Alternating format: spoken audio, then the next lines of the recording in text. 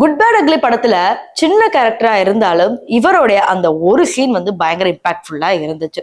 கிட்டத்தட்ட ஃபஹத் ஃபாசில் மாதிரியே சாயலும் இவருக்கு இருக்கும்.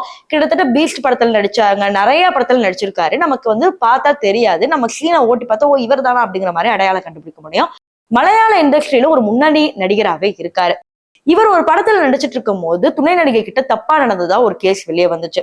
அந்த துணை நடிகை ரீசெண்டா என்ன சொன்னாங்கன்னா, இந்த ஆக்டர் என்கிட்ட தப்பா நடந்துகிட்டதும் இல்லாம நான் உன் ட்ரெஸ்ஸை சரி பண்ணி விடுறேன் அப்படிங்கிற மாதிரி அத்துமீறி நடந்தாரு. இதையும் தாண்டி அவர் போதைப் பொருட்கள் உட்கொண்டு என்கிட்ட வராரு.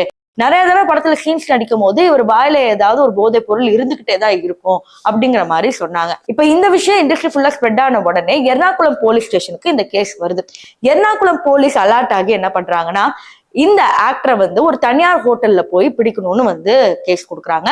இப்ப உடனே வந்து போலீஸ் போகும்போது என்ன ஆகுதுன்னா, அந்த ஆக்டர் சம்பந்தமே இல்லாம லக்கேஜை தூக்கிட்டு வெளியே ஓடி போறாரு.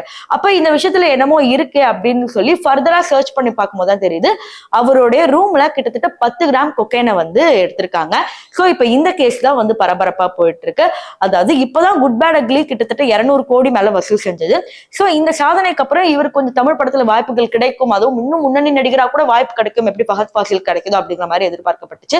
பட் இப்படி போதைப் பொருள்ல மாட்டினால இவர் சினிமா இண்டஸ்ட்ரியில இருந்தே பேன் பண்ணணும் அப்படிங்கிற மாதிரி ஒரு சில விஷயங்கள் சொல்லியிருக்காங்க.